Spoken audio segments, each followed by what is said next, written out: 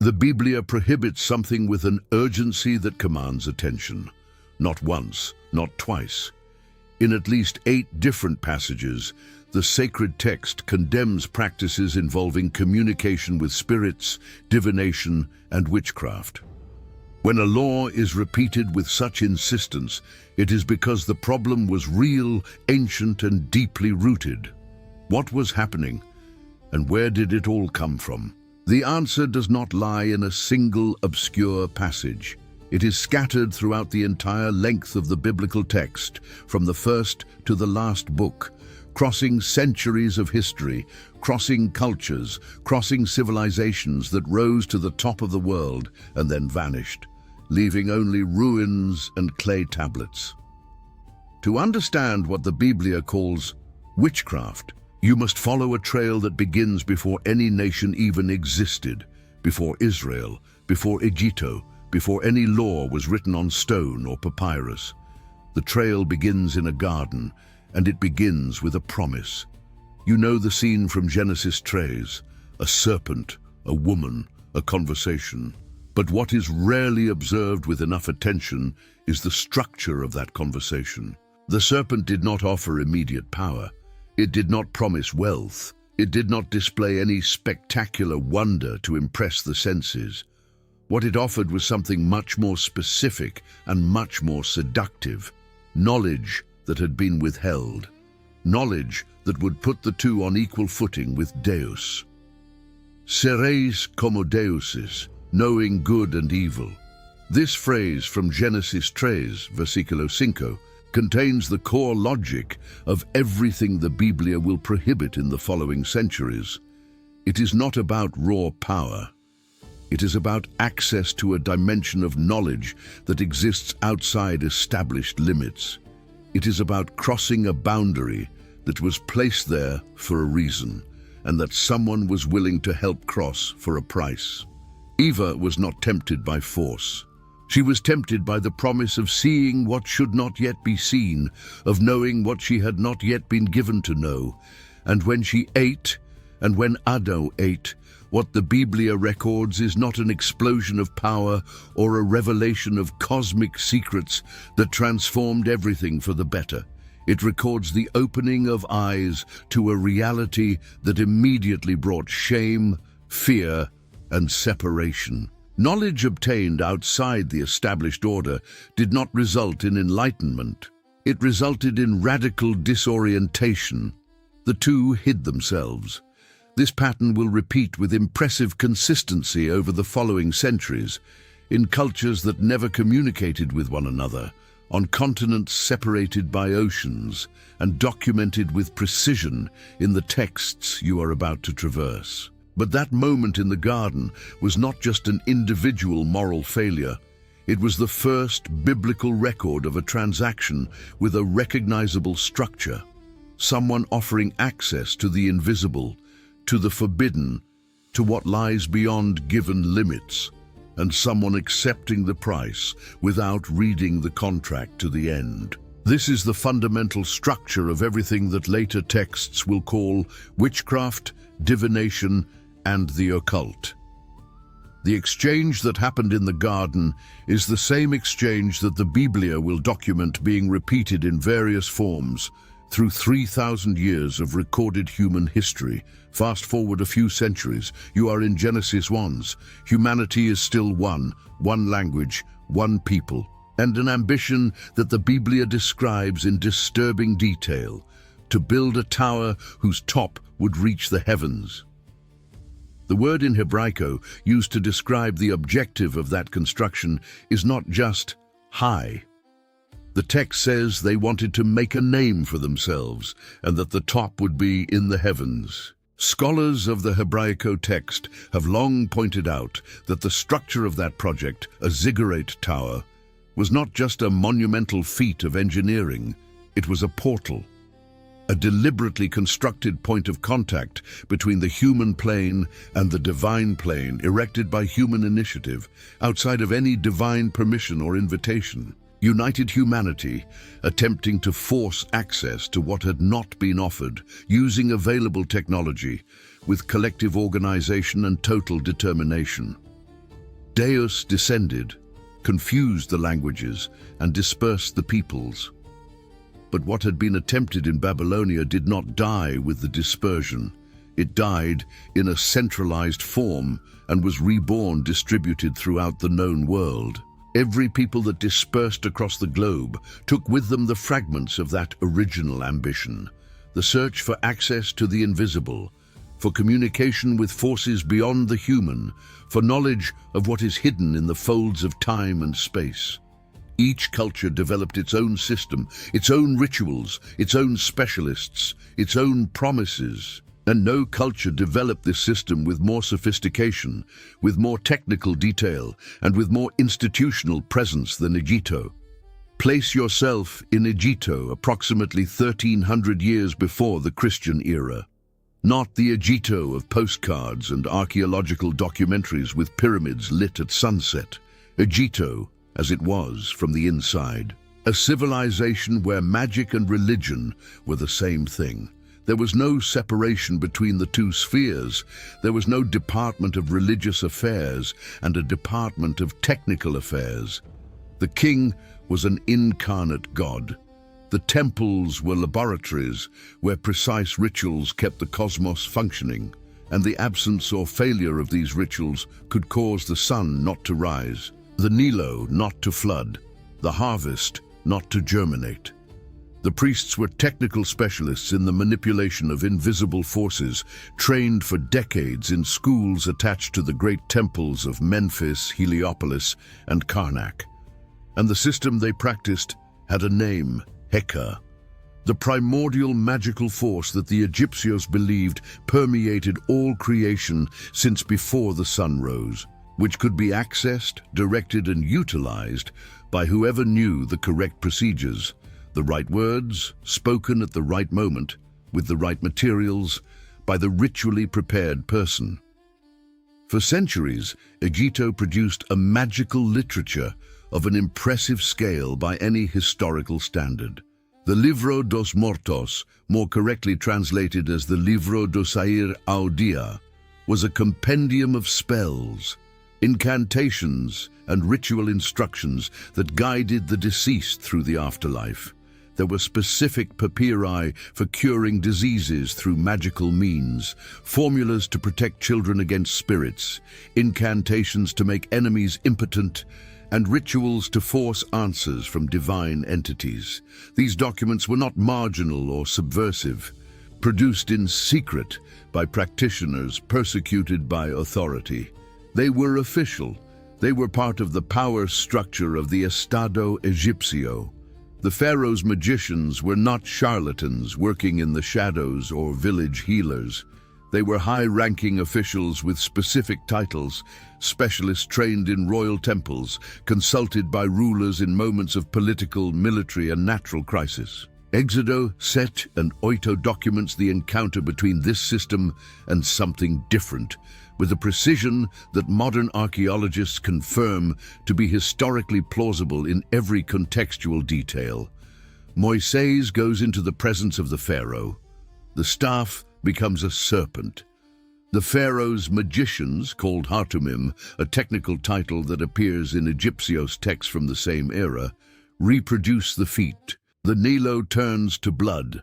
The magicians reproduce it. Frogs emerge. The magicians do the same. The Hebraico text uses a specific term to describe what they did, lahatim, which carries the sense of incantations executed with skill, of manipulation by means that are not visible to common observation. What Exodo documents is not a confrontation between the naive faith of a shepherd and the tricks of royal palace illusionists.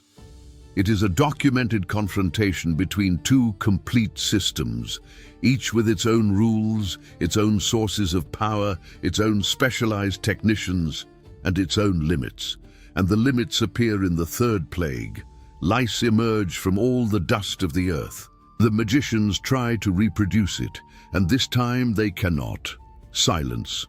This is the finger of Deus, they say to the pharaoh in Exodo 8, versiculo 19.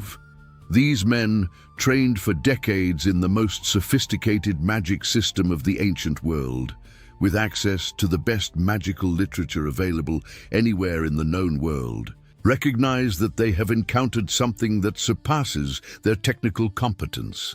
It is a moment that says more than it seems. They do not deny that what they did before was real. They simply recognize that they have reached a point where what they have encountered is of a different order, something their instruments cannot reach, their incantations cannot replicate, and their gods do not answer. But Egitto was not the only civilization to have developed an elaborate system of access to the invisible. While Egitto was crafting its papyri of spells on the banks of the Nilo, another civilization was doing the same between the Tigray and the Euphrates, with a different methodology, but the same central ambition. Mesopotamia, the territory that today corresponds approximately to Iraq, was the cradle of something that still exists in a recognizable form in the modern world: systematized astrology.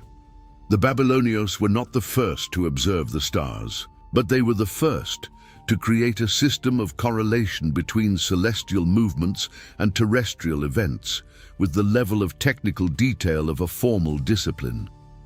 Each planet corresponded to a deity with its own personality, domains, and intentions. Every celestial movement was a message that needed to be decoded. Every configuration was an omen, good or bad, that needed to be interpreted by specialists trained for years before they were ready to practice. They called these specialists Kasdim, the Chaldeus, and their reputation crossed borders at the speed of trade routes. When the Book of Daniel mentions the magicians, astrologers, sorcerers, and diviners of the court of Babylonia, it is describing a real system with centuries of institutional history that had flourished under Nabucodonosor and his predecessors. But Mesopotamia went beyond astrology. It developed extispicy, the reading of livers and other organs of sacrificed animals to determine the future, with specific manuals cataloging what each anatomical anomaly meant. It developed oniromancy, the interpretation of dreams as divine messages, with standardized lists associating each dream image with a corresponding omen. It developed exorcism rituals to cast out demons that caused illness, with detailed lists of demons by name, specialty, and method of invocation and expulsion. It created amulets, incantations written on clay tablets that were buried in the foundations of houses for protection, and specific rituals for every type of domestic, professional, or romantic misfortune. The system was complex enough that its specialists could spend their entire lives studying only one of its branches. And then the Hebraeus reached the borders of Canaan. Deuteronomio 18 records the moment when Moises, on the banks of the Jordan, takes an inventory of the practices of the people that Israel was about to replace in that land. The text is specific in a way that leaves no room for abstraction or vague generalization. There shall not be found among you anyone who makes his son or his daughter pass through the fire, or a diviner, or a soothsayer, or an augur, or a sorcerer, or a charmer, or a medium, or a wizard, or a necromancer. Deuteronomio 18, versículos 10 and 1. 8 distinct categories, 8 practices named individually, each with its own Hebraico term. This specificity has a direct implication that cannot be ignored.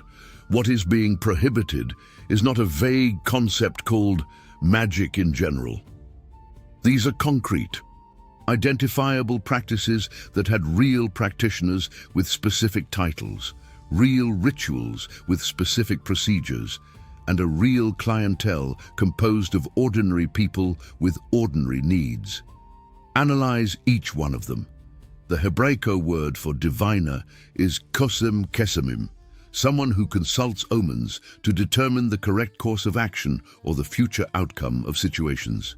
The word for soothsayer is meonan, someone who interprets the movement of clouds, stars, or birds as the language of invisible powers.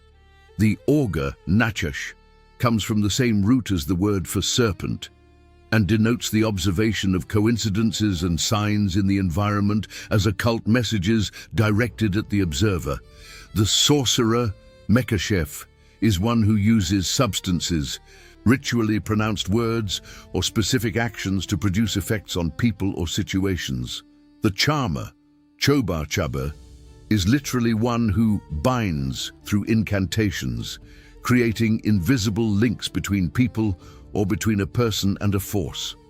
The one who consults spirits works with the Obi, the familiar spirit, the entity that responds when invoked through specific procedures. The wizard works with Yidioni, literally a knowing spirit, an entity that provides information not available by normal means.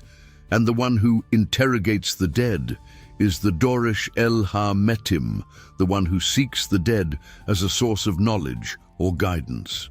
8 categories, each with its own specific Hebraico name, each describing a distinct practice with its own technique, its own type of specialist, and its own type of client. This is not religious fiction constructed to create abstract fear. It is a catalogue of practices contemporary to the text, so detailed that it would be completely useless if the practices were hypothetical or merely symbolic. And Canaan practiced all of this on a large scale, with state support and a tradition spanning centuries. Archaeological excavations in sites in Canaan throughout the 20th century have documented practices that fit the biblical descriptions with precision. Figurines of fertility goddesses, Astaroth, Asherah, found in every residential layer, from the humblest houses to palaces, indicate domestic worship integrated into daily routine. The bones of children buried in the foundations of buildings in Megiddo, Jericho, and other sites indicate foundational sacrifice. The high places, the Bamot in Hebraico, built on hills and mountains throughout the territory, equipped with Massiboth, erect stone columns representing divine presences, and with Asherot, sacred poles or trees associated with the goddess Asherah, served as centers for ritual practices that the texts describe as involving sacred prostitution linked to fertility, sacrifice, and communication with the dead. The god Moloch, for whom children were made to pass through the fire in Tofete, in the valley of Hinnom, was not a theological abstraction or a literary metaphor. It was a real cult with real infrastructure, geographically located with precision southwest of Jerusalem, documented not only in the Biblia but in independent Phoenicias, Cartagineses, and Gregor sources. This is where what the Biblia calls witchcraft gains its most systematized, widespread, and disturbing form. It is not just the individual practice of a village healer using herbs and whispered words. It is a complete religious system, with gods, temples, priests, rituals, hierarchies of specialists, and codified promises. A system that offered what any human being in any historical era urgently desires: to know the future before it arrives, to control the present before it escapes, to communicate with those who have already departed, and to protect their own from the threatening invisible. The problem, according to the biblical texts, was not that the promises were completely empty or that the practitioners were all conscious charlatans. It was that the system had a price that was rarely declared in the initial contract. Because at the heart of every practice the Biblia prohibits lies the same fundamental structure: obtaining access to what belongs to an invisible sphere through means that bypass the established order. The serpent in the garden did not offer something non-existent. The fruit was there. The knowledge was real. The text says that the eyes of both were opened. What was prohibited was the path to obtaining it and the timing that ignored a clear instruction. Similarly, the biblical logic is not that the spirits consulted by mediums were non-existent, or that the omens of diviners were necessarily always false. The issue pointed out by the texts was different, more specific, and more disturbing. Who or what was on the other end of the line, and with what agenda? This question finds its most detailed, disturbing, and narratively complete answer in 1 Samuel 28. The setting is this: Saul, the first king of Israel, the chosen and anointed man, the man who had everything, is in a terminal crisis. The prophet Samuel has died. The Philistines are advancing with an army described as numerous as the sand on the seashore, camped in Sunnah. Saul is with his army in Gilboa, looking at what seems like an inevitable defeat. He consults the Señor and receives no answer. There are no dreams. There is no word from a prophet. There is no answer by the Urim. The silence is absolute and deafening, coming from all sides at once. And then he makes a decision that the narrative describes with clinical detail that makes the scene disturbing to read. He orders his servants to find a woman who possesses an ob, a woman who has a familiar spirit, capable of invoking the dead. The irony of the text is heavy as stone. Saul had expelled all the mediums and those who possessed familiar spirits from Israel, fulfilling the law of Levitico 20, versiculo 27. He himself had done this, and now he was the one seeking one. The servants find a woman in Endor, the spring of the circles, and Saul goes to her in disguise at night without a visible escort. Like a man who is doing something he himself prohibited and knows he prohibited, he asks her to evoke Samuel, the dead prophet. What happens next has been debated by biblical commentators for centuries, but the text is specific enough to reveal a structure. The woman begins her ritual, and then, without apparent preparation, without her having caused what she sees, something surprises her so much that she screams. She sees something she did not expect to see, something that clearly frightens her. When Saul asks what she sees, she describes an old man coming up, covered with a robe. Saul recognizes the description and falls with his face to the ground. It is Samuel. What follows is the antithesis of everything Saul expected.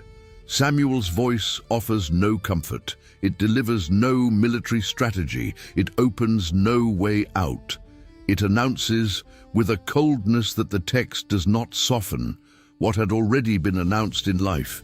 The kingdom has been taken from Saul and given to David. Tomorrow Saul and his sons will be where Samuel is. The army of Israel will be defeated by the Philistines.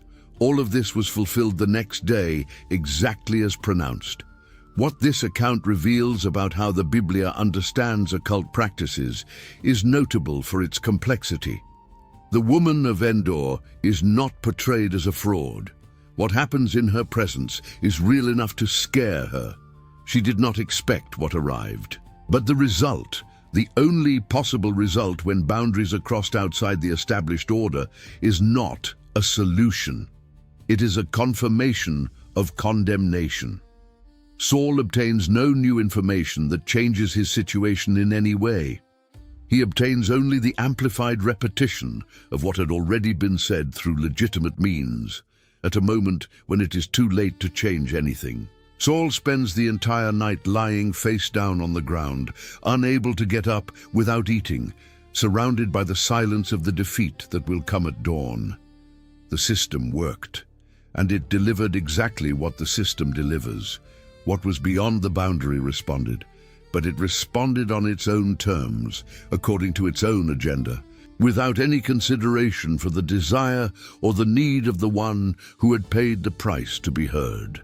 The history of witchcraft in the Escrituras is not confined to the Antiguo Testamento. When the Atos dos Apostolos begins to document the expansion of the Christian movement through the first-century Mediterranean world, something immediately draws attention. The new movement does not enter a religiously neutral world or a spiritual vacuum. It enters a world saturated from one end to the other by the very practices that the biblical text had catalogued. The collisions are documented with a specificity that has historical value regardless of the reader's religious position. Samaria, Atos Oito, a man named Simon, appears in the narrative with a precise profile. He practiced magic in the city and amazed the people of Samaria, claiming to be someone great. The text adds that all, from the least to the greatest, gave heed to him, saying, "This is the great power of Deus." Simon was not a marginal figure. He had a reputation established long enough to have built a firm base of followers and a position of social prestige derived directly from his practice. When he hears Felipe preach and sees the healings and exorcisms happening, he believes and is baptized. But when Pedro and João arrive and lay hands on the people to receive the Espírito Santo, Simon offers money to acquire this ability. His logic is the logic of the system he had practiced all his life. Power is a resource that can be acquired, transferred, and negotiated by whoever has the right price and the right contact. This transaction was at the heart of all magical practice in the ancient world. Pedro's response is not polite. "May your money perish with you, because you thought the gift of Deus could be acquired with money." What Pedro is saying in practical terms is that the two systems operate by logics that are mutually exclusive. Chipre, Atos 13. Paulo and Barnabé arrive in Paphos and find, alongside the Roman proconsul Sergio Paulo, a magician, a Jewish false prophet named Bar Jesus, whose alternative name was Elymas, the magician. This man was integrated into the circle of Roman power as a consultant, and when the proconsul wanted to hear Paulo and Barnabé, Elymas actively sought to turn the proconsul away from the message. Paulo looks him straight in the eyes and pronounces temporary blindness upon him. The proconsul sees and believes. What this episode reveals, beyond the power confrontation, is the specific position a practitioner of magic occupied in the Roman world of the 1st century. He was not marginal, he did not live in hiding, and he did not operate only among the poor and desperate. He was in the courts of power, he advised those who made decisions, and he had privileged access to those who controlled the Mediterranean. He was part of the influence structure of the civilized world of the time, and this had roots that the Biblia had documented centuries earlier. In Babylonia, the Book of Daniel presents the Babylonico system in full institutional operation.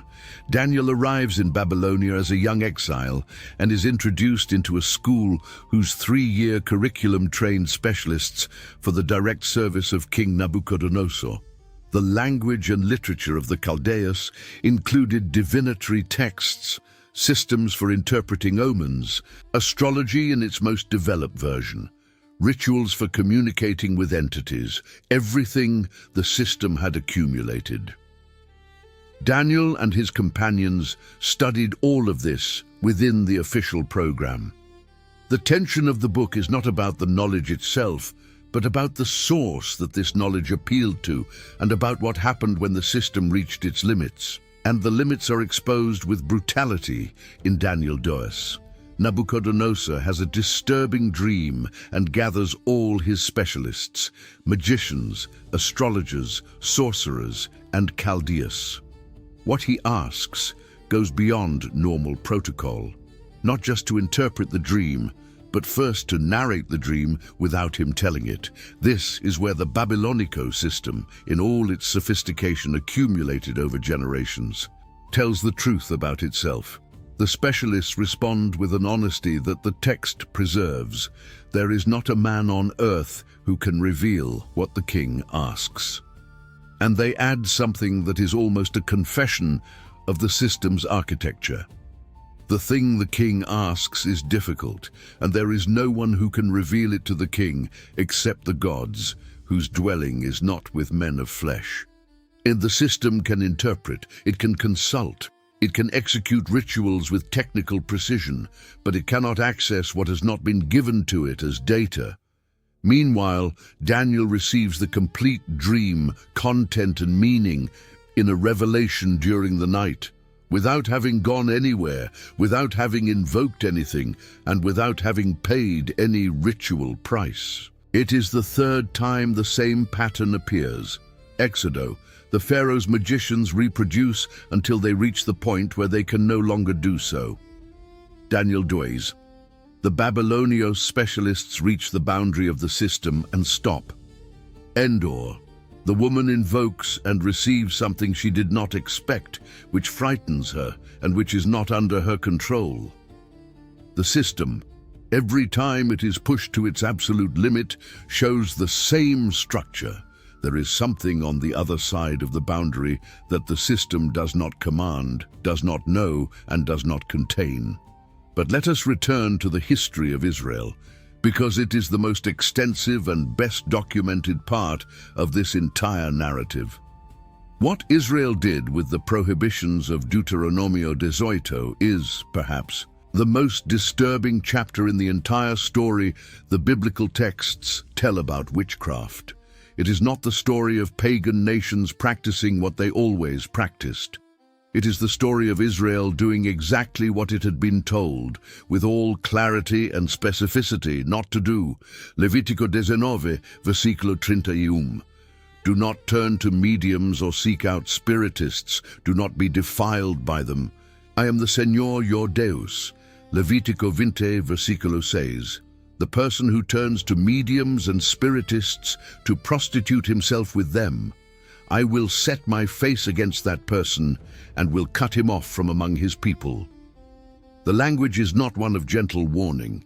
It is a declaration of direct consequence. And then the history recorded in the books of Race and Chronicus begins.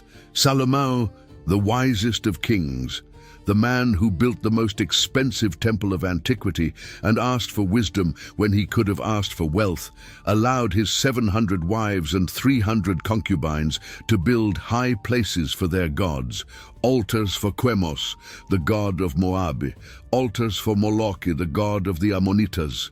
Primeiro Reis 11 records that Salomon's heart was turned away after other gods.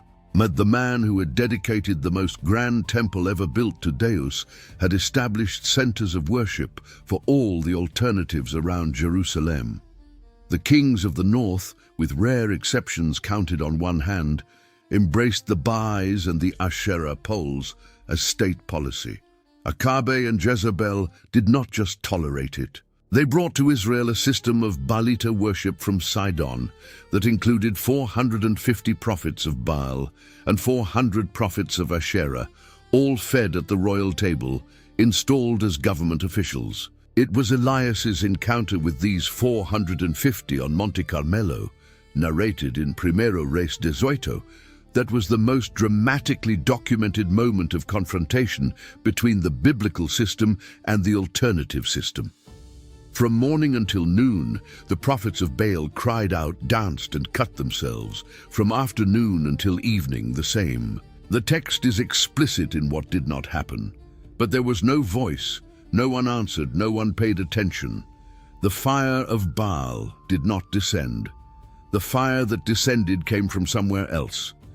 But the most documented case of occult infiltration within the monarchy of Israel is that of Manasseh, king of Judah, who reigned for 55 years, the longest reign in the history of Judah, and possibly the most catastrophic in terms of spiritual consequences for the nation. Segunda Reis 20 describes what he did with a precision that looks like a deliberate catalogue, item by item. He rebuilt the high places that his father Ezekias had torn down at a high political cost. He raised altars for Baal. He made an Asherah pole. He bowed down to all the starry hosts and worshipped them. Systematic astral worship, the Israelita version of Babylonica astrology. He built altars for the starry hosts in the two courts of the Temple of Deus itself in Jerusalem. He made his own sons pass through the fire in Tophet. He practiced divination. He consulted mediums and spiritists. He placed a carved image of Asherah inside the Temple of Deus, and Segunda Reis 20 versículo 6 adds that he did much evil in the eyes of the Señor, provoking him to anger. This was not a king of a distant nation without access to the text he was violating. He was the son of Ezekias, one of the 3 or 4 most devout kings in the entire history of Judah, reigning in the heart of Jerusalem, using the temple that Salomon had built as a stage to execute every practice from the catalogue that Moises had pronounced on the banks of the Jordan as a list of what not to do. It is as if the biblical narrative is documenting that the prohibition did not fail for lack of clarity. It failed because the attraction of the practices was real and persistent enough to seduce even the heart of the system that existed to reject them. The prophet Isaiah dedicates chapter 47 entirely to Babylonia, and he does so with a sarcasm that reveals the intimacy with which the prophets knew the system they fought.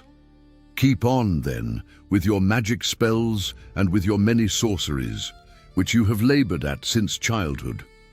And then comes the challenge. Let your astrologers come forward. Those stargazers who make predictions month by month, let them save you from what is coming upon you. It is not that the system did not exist. It is that the system could not save the city that trusted in it. Babylonia fell in 539 before the Christian era, conquered by Cairo of Persia in a single night, without a conventional battle, exactly as Isaiah had detailed decades earlier. Ezekiel 3 documents a variant of the same problem operating from the inside out. The false prophetesses of Israel who practiced rituals described as sewing magic pillows on elbows and making veils to deceive. The linguistic and archaeological context suggests divination rituals, possibly of Mesopotamic origin, practiced by women who presented themselves as prophetesses within the community of Israel, not outside of it, not in secret, but as part of official religious life. The system was not just at the borders, it had entered through the front door with religious clothing and a prophetic title, and this is where the biblical narrative reveals its most complex layer. Because the problem with the practices that the Biblia catalogues was not simply that they were false or that the practitioners were all conscious deceivers. The biblical text, read with attention to its own terms, does not support that simple position. What it supports is something harder to frame. The practices had a reality of their own. There was something on the other side responding, but whatever responded did not have the practitioner's interests as a priority. Samuel appeared in Endor in a way that frightened the medium herself. The magicians of Egitto reproduced real miracles until the point where they could no longer do so. The prophets of Baal on Monte Carmelo invoked for hours without the text describing them as knowing it was useless. They believed something should respond. The question was not whether there was something on the other side. The question was what that something wanted. What the text of Deuteronomio states unequivocally is that the occult system is not presented as empty. It is presented as inhabited by entities whose relationship with humanity is fundamentally oriented by another agenda, regardless of the promises they make in the initial approach. This explains the urgency of the reiterated prohibitions. It is not repetitive moralism for abstract reasons. It is the text trying to communicate that there is a real danger in crossing certain boundaries, and that the danger does not diminish with the sophistication of the practitioner, with the amount of practice accumulated, or with the purity of the intentions of the one who crosses. Apocalypse, the last book of the biblical canon, lists the pharmakoi, those who practice magic spells and sorcery, alongside murderers, the immoral, and idolaters among those who are outside the gates of the New Jerusalem in chapter 22, versiculo 15. The Gregor word pharmakeia, from which the modern language derived pharmacy, was used in the Greco-Roman world to describe the use of substances, mixtures, and incantations to influence outcomes in people and situations.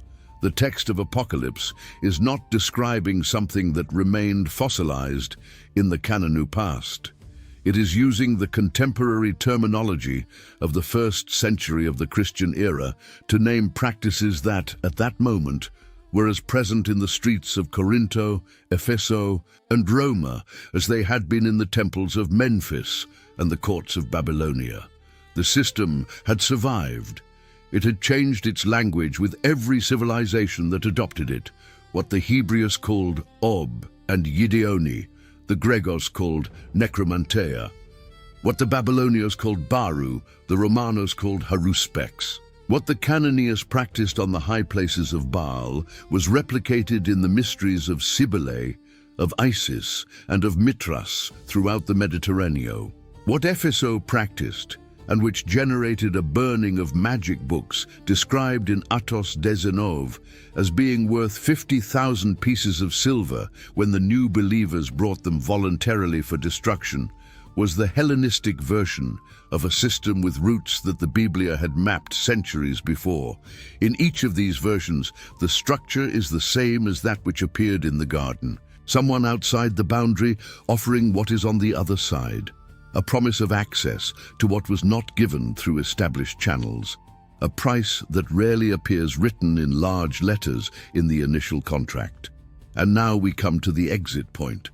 Civilizations that mastered magic, Egypto, Babylonia, Canaan, are today in museums. Their rituals have become objects of academic study, with university funding and international congresses. Their most powerful practitioners are dust. The magic papyri of Egypto are displayed in climate-controlled cases at the British Museum and the Museo Egipcio in Cairo, with descriptive labels and indirect lighting. The clay tablets with Babylonicos divinatory texts are studied by Assyriologistas at universities in Harvard, Oxford, and Berlin. The figurines of the goddesses of Canaan are catalogued in archaeological collections in Israel, photographed in high resolution and available in digital databases. But the texts that documented and prohibited all these practices continue to be actively read by more than 2 billion people. There is something disturbing about this persistence. The texts that condemned the practices survived intact. The texts that taught the practices had to be excavated from the earth by archaeologists, deciphered by specialists, and translated by linguists, and even then, they arrived incomplete, fragmented, with gaps that will never be filled. The Biblia recorded the birth of something that promised to last forever, and it also recorded with clinical precision and without excessive drama what happened to every civilization that bet on it. The Babylonia, whose stars promised to reveal everything, became rubble that a king from Persia conquered in a single night, without a battle, while the last Babylonico king drank from cups that had been taken from the destroyed temple of Deus. The Egitto, whose sorcerers reproduced real miracles, lost its firstborn son in a passing of the angel of death, and saw its army submerged in the Mar Vermelho without any incantation capable of changing the result. Canaan, with its altars and its Asherah poles and its fertility rituals and its professional cult priests, was gradually swept from the map by a people of former slaves coming out of the desert carrying a wooden ark. The archive is open, it is on permanent display. Every detail has been preserved, the rituals, the promises, the practitioners, the results, and what the archive shows, page after page, civilization after civilization, is that the oldest system in the world, the one whose outline first appears when a serpent offered humanity access to what had not been given to it, never delivered what it promised to those who most needed the promise to be kept.